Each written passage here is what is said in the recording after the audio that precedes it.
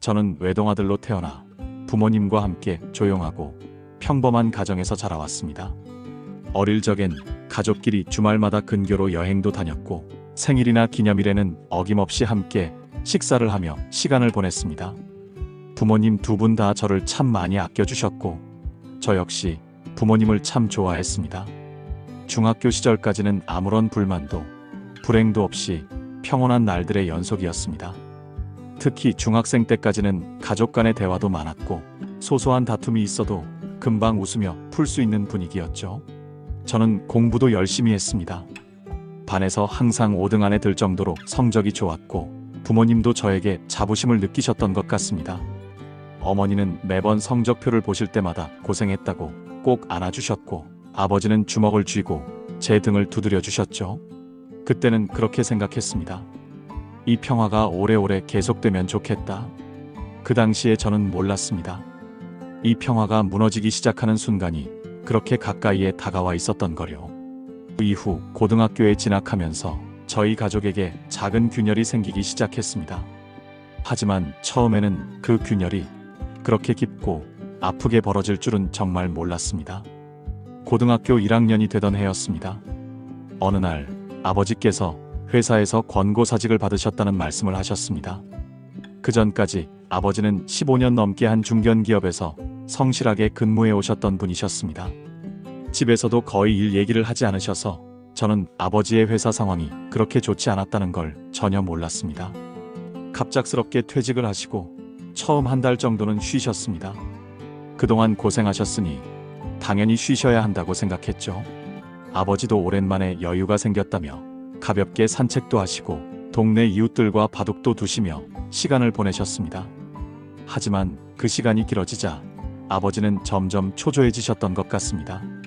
그 이후 일용직 공사 현장 일도 하셨고 물류센터 아르바이트도 하셨는데 어느 날 허리를 심하게 다치시는 바람에 2달간 누워 계시게 됐습니다. 그렇게 시간이 흘러 다행히 몸을 어느 정도 회복하신 뒤에는 택배기사로 자리를 잡으셨습니다. 하루 10시간 넘게 일하셔야 하는 고된 일이었지만 아버지는 집에서는 항상 괜찮다며 웃으셨습니다. 그 시기까지도 우리 가족은 비교적 단단했습니다. 어머니는 제가 중학생이었을 때부터 동네 마트 계산원으로 일하시기 시작하셨고 저 역시 학업에 집중하며 큰 문제 없이 지내고 있었습니다. 하지만 지금 생각해보면 아버지께서 일자리를 잃으시고 허리를 다치신 그 시점이 우리 가족의 운명이 바뀌기 시작한 첫 단추였던 것 같습니다. 그때 저는 아직 어려서 그 조용한 균열의 의미를 잘 몰랐습니다. 그리고 곧 그 균열은 점점 깊어지고 있었습니다. 아버지께서는 퇴직 이후 택배 일을 하시면서 가끔 축구 경기를 즐기셨습니다. 저는 아버지가 축구를 좋아하시는 줄로만 알았고 쉬는 날이면 EPL 경기를 함께 보며 이런저런 얘기를 나누곤 했습니다. 아버지와 함께했던 그 시간들이 저는 꽤 소중했습니다. 어느 날 집 탁자 위에 배팅 종이 한 장이 놓여 있었습니다. 맨체스터 유나이티드 대 토트넘 그리고 다른 2경기 결과를 맞히는 배트맨 종이 토토였습니다. 그땐 그냥 취미겠거니 하고 아빠도 이런 거 하세요? 라며 웃으며 넘겼습니다. 아버지도 그냥 소소하게 1,000원짜리 재미로 하는 거야 라고 하셨습니다. 하지만 며칠 뒤 탁자 서랍을 정리하다가 비슷한 배트맨 종이가 무더기로 나왔습니다. 10만원짜리 배팅이 적힌 종이가 10장 가까이 있었고 날짜별로 계속 끊긴 흔적이 있었습니다. 저는 깜짝 놀라 인터넷을 찾아봤고 한 복권집에서 최대한도 10만원 한 장이 살 수 있는 한도인데 여러 매장을 돌아다니며 10만원씩 한 장씩을 살 수 있다는 것도 처음 알게 됐습니다. 그 이후 아버지는 어느 날 갑자기 택배 일을 그만두신다고 하셨습니다. 이유는 몸이 안 좋아서라는 말뿐이었습니다. 느낌이 이상했지만 일단 모른 채 넘어갔고 어머니도 제가 보기에도 고된 일이니 쉬시는 게 좋겠다고 하셨고 저 역시 그렇게 생각했습니다. 하지만 그게 진짜 이유는 아니었습니다. 몇 주 뒤 아버지는 진지한 표정으로 저와 어머니를 거실로 부르셨습니다. 그리고 조용히 말씀하셨습니다. 처음엔 종이 토토로 몇천 원으로 소소하게 시작했는데 호기심에 10만원권 10장씩을 사서 운 좋게 몇백을 한 번에 벌었고 그리고 택배 일하면서 알게 된 형이 사설 사이트를 알려줬어. 거기서는 당일 출금, 베팅 한도도 더 커서 욕심이 났어. 단폴로 200, 300씩 걸 수 있으니 자신 있는 경기만 베팅해서 2천만 원까지 땄었어. 거기서 멈췄어야 했는데 한 방에 따려고 무리하게 하다 보니 딴 돈은 다 잃고 대출까지 해서 빚이 5천만 원 가까이 됐다. 그제서야 현실이 보였고 더 이상 숨길 수 없어서 말하게 됐어. 미안하다.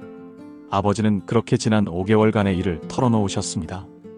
회사 퇴직 전에 만들어둔 마이너스 통장 한도도 거의 다 쓰셨고 결국 어머니께 생활비를 줄 수 없는 상황까지 가게 되자 더는 숨길 수 없었다고 하셨습니다. 어머니는 말이 없으셨습니다. 그리고 며칠 뒤 열이 펄펄 끓으며 쓰러지셨고 병원에 다녀온 뒤 며칠간 알아 누우셨습니다. 그 후 어머니는 그동안 조금씩 모았던 적금을 깨서 3천만 원을 갚아줬고 부족한 2천만 원은 삼촌께 사정을 해서 빌렸습니다. 아버지는 그 돈을 마이너스 통장에 채워넣고 어머니 앞에서 통장을 해지하셨습니다. 그 장면을 저는 아직도 생생히 기억합니다. 그날 아버지는 무릎을 꿇고 다시는 이런 일 없을 거라고 가족을 위해 살겠다고 말씀하셨습니다. 어머니는 조용히 고개를 끄덕이셨고 저는 믿기로 했습니다. 그렇게 아버지는 곧바로 식당 주방에서 일자리를 구해 조용히 일하시기 시작했습니다. 하지만 불행은 끝나지 않았습니다. 3달 뒤 아버지는 또다시 2금융, 3금융 마통까지 되는 대로 대출을 했습니다. 다시 재발한 토토 때문이었습니다. 이번에도 어머니께 사실대로 말씀드릴 수밖에 없었고 어머니는 결국 이혼하자고 하셨습니다. 이혼 서류를 준비하고 절차를 마친 뒤 어머니는 집을 나가셨습니다. 저는 그때 어머니가 돌아오지 않을 것임을 직감했습니다. 그날 이후 어머니는 연락 한 통 없이 제 삶에서 사라지셨습니다. 어머니는 제 전화도 받지 않으셨습니다. 저는 어린 나이에도 어머니를 이해했고 원망하지 않았습니다. 그저 어머니가 잘 지내시길 바라는 마음뿐이었습니다. 아버지와 저 둘만 남은 집은 이제 그 어떤 대화도 따뜻함도 남아있지 않은 공간이었습니다. 남은 건 수십 병의 소주병과 방구석에 퍼지는 담배 냄새뿐이었습니다. 아버지는 거의 폐인처럼 지내셨고 저도 희망을 잃은 채 학교에서도 멍 때리고 사는 게 사는 것 같지 않는 날들이 점점 많아졌습니다. 어머니의 빈자리가 너무 컸지만 밤마다 혼자 울면서 버텼습니다. 아버지는 주방 일자리도 그만두셨고 방에 틀어박혀 거의 나오지 않으셨고 저 또한 서로 말을 섞을 필요조차 느끼지 못했습니다. 그러던 어느 날 아버지께서 갑자기 집을 정리해야 한다고 말씀하셨습니다. 이유를 묻자 대답은 없었지만 분위기로 짐작할 수 있었습니다. 결국 저는 조용히 방을 정리하기 시작했고 아버지는 며칠 뒤 집이 경매로 넘어갔다고 말하셨습니다. 마음의 준비를 할 시간도 없이 갑작스러웠지만 저는 담담했습니다. 넘어갈 거라 예상했던 일이었고 이제 희망이 없었으니까요. 오히려 담담했습니다. 이미 마음이 무뎌졌던 탓이었을까요? 아버지가 진 빚은 카드론, 마이너스 통장, 2금융, 3금융까지 복잡하게 얽혀 있었습니다. 집은 빚의 담보였고 그 집이 넘어가면서 겨우 정리가 되었지만 남은 것은 아무것도 없었습니다. 남은 짐을 정리한 뒤 아버지는 저에게 미안하다. 너는 너 인생 살아라는 말과 함께 작은 손편지 한 장과 문자 메시지 하나를 남기고 집을 떠났습니다. 저는 그 문자를 보고도 어디로 가셨는지 연락할 길조차 알 수 없었습니다.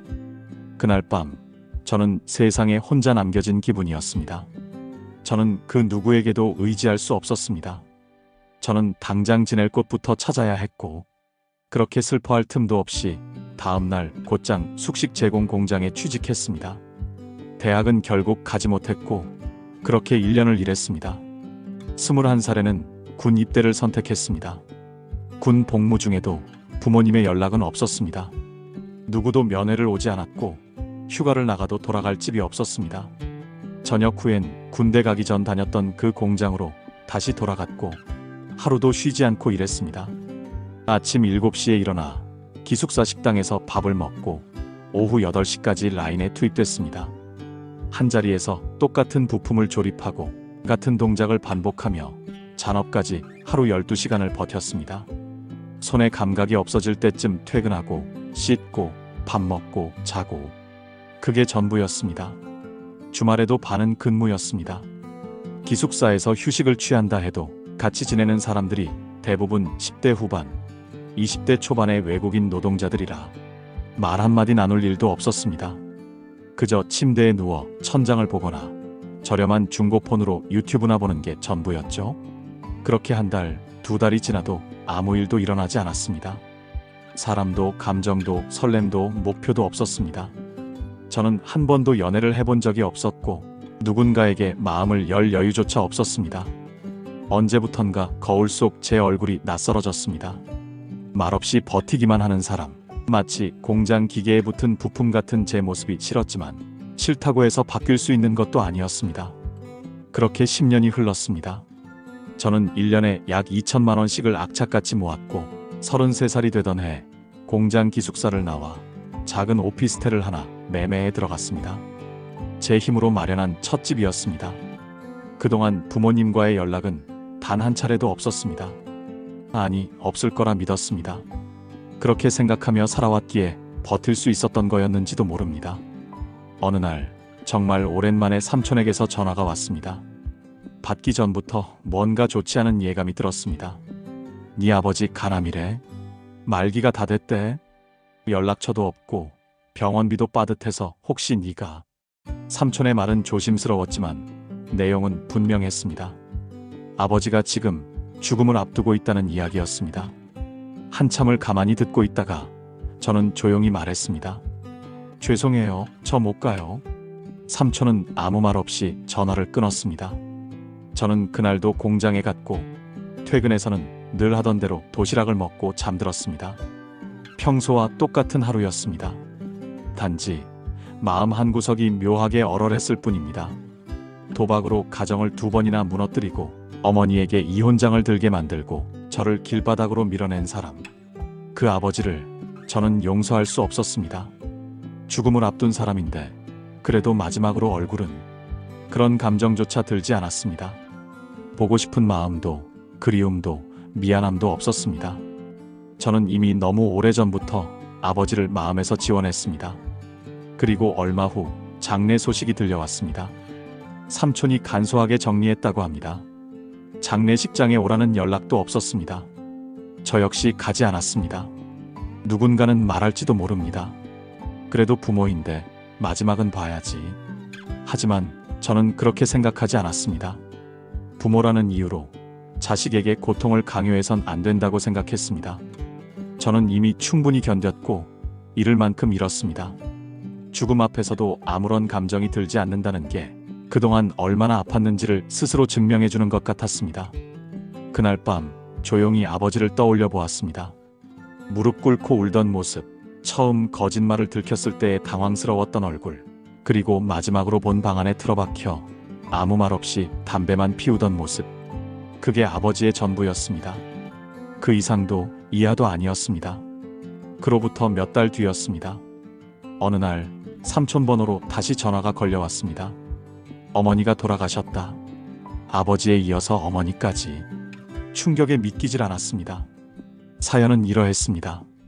어머니는 근교의 원룸에서 혼자 생활하고 계셨는데 어머니가 갑자기 월세도 밀리고 며칠간 연락이 닿지 않자 건물주분이 어머니 집에 문을 두들겼는데 인기척은 없고 이상한 냄새가 나서 이상함을 느끼고 경찰에 신고했다고 합니다. 문을 열고 들어간 경찰은 조용히 숨을 거둔 어머니를 발견했습니다. 사망 원인은 우울증과 생활고로 인한 자살 추정이라는 말도 있었지만 정확히 무엇 때문인지 명확하게 밝혀지진 않았습니다. 냉장고에는 반찬 몇 가지와 유통기한이 지난 우유 한 팩이 있었고 테이블 위에는 진통제와 감기약이 어지럽게 놓여 있었다고 했습니다. 어머니의 휴대폰을 통해 마지막으로 통화한 삼촌에게 먼저 연락이 전달되었고 삼촌은 저와 이모에게 소식을 알렸습니다. 그리고 저희는 가족끼리 조촐하게 장례를 치렀습니다. 저는 그 장례식장에서 단 한마디도 하지 못했습니다. 눈물조차 나오지 않았습니다. 입술만 덜덜 떨릴 뿐 감정이 어디로 흘러가야 할지 몰랐습니다. 계속 머릿속을 맴도는 말은 딱 하나였습니다. 내가 알았더라면 도왔을 텐데. 어머니는 끝까지 단 한 번도 저에게 도움을 요청하지 않으셨습니다. 아마도 또다시 짐이 되고 싶지 않으셨던 거겠지요. 이미 한 번 아버지 문제로 저를 힘들게 했다는 마음에 또다시 상처를 줄까봐 차마 연락을 하지 못하셨던 것 같았습니다. 돌아가신 날 장례식장엔 조문객도 거의 없었습니다. 그렇게 어머니는 아주 조용히 이 세상을 떠나셨습니다. 장례가 끝나고 돌아가는 길, 어머니의 유품 중 하나였던 작은 손거울을 주머니에 넣었습니다. 그 거울은 제가 중학교 졸업식 때 작은 용돈을 모아 선물했던 것입니다. 10년도 넘은 아주 싼 값의 손거울이었습니다. 그 손거울 하나만이 어머니와 제가 연결되어 있었다는 마지막 흔적처럼 느껴졌습니다. 그리고 그날 밤 저는 처음으로 오열했습니다. 목이 메고 눈물이 멈추지 않았습니다. 지금껏 꾹 참고 견뎌왔던 모든 감정이 터져나오는 듯 했습니다. 그날 저는 비로소 깨달았습니다. 사람은 누군가를 용서하지 못한 채 살아가도 그 사람이 떠나고 나면 남는 건 미안함 뿐이라는 걸요. 효도 한 번 제대로 못 해본 채 어머니를 떠나보낸 것이 너무나 허망했고 너무나 슬펐습니다. 사실 이제 좀 괜찮아져서 다시 어머니와 연락이 닿는다면 같이 살자, 고생 그만하시라고 말하려 했습니다. 이젠 내가 감당할 수 있을 것 같다고 당신도 조금만 기대어 살아보시라고 말하고 싶었습니다. 하지만 삼촌을 통해 연락이 왔을 때 제가 먼저 용기 내지 못한 게 지금도 후회로 남습니다. 어머니가 집을 나간 것도 저는 이해하고 있었습니다. 그래서 오히려 연락을 더 못 드렸습니다. 미안한 마음에 차마 전화도 하지 못했고 어머니 역시 그 미안함에 저를 찾지 않으셨던 것 같습니다. 서로가 서로를 생각하며 끝끝내 말을 아꼈던 그 시간이 지금은 가슴을 찌르듯 아프게 다가옵니다. 이제는 정말로 그 어떤 말도 전할 수 없게 되었기에 더욱 후회가 남는지도 모르겠습니다. 어머니의 장례가 끝나고 며칠이 지나 삼촌이 저를 다시 불렀습니다. 삼촌 댁에 들렀을 때 종이봉투 하나를 내밀며 이렇게 말씀하셨습니다. 이건 네 아버지가 돌아가시기 전에 남긴 유품이다. 방을 정리하다가 서랍에서 발견했다더라. 봉투 안에는 다 쓴 수첩 한 권과 낡은 편지봉투 하나가 들어있었습니다. 수첩은 온통 숫자와 금액, 도박 베팅 기록이었습니다. 읽을수록 마음이 무거워졌고 그 기록들을 넘기다가 한 장의 편지를 마주했습니다. 흰 종이에 정자로 눌러 쓴 글씨, 봉투 겉면엔 제 이름이 적혀 있었습니다. 아들에게. 저는 손이 떨려 잠시 봉투를 들고만 있었습니다. 그리고 조용히 그 편지를 읽었습니다. 아들아, 너를 이렇게 만든 게 전부 내 죄다. 너는 잘못한 게 하나도 없는데 나는 아버지라는 이름으로 널 너무 괴롭게 했다. 한때는 우리 가족이 참 행복했었지. 근데 내가 무너지고 너도 같이 무너졌지. 미안하다. 그리고 그래도 살아줘서 정말 고맙다. 아버지로서 자격도 없는 내가 너한테 마지막으로 할 수 있는 말은 그것뿐이다. 살아줘서 고맙다. 편지를 읽는 동안 저는 아무 말도 할 수 없었습니다. 눈물은 나오지 않았습니다. 하지만 가슴 어딘가가 너무 먹먹해서 숨이 막히는 듯 했습니다. 그래도 살아줘서 고맙다. 그 말이 가시처럼 박혔습니다.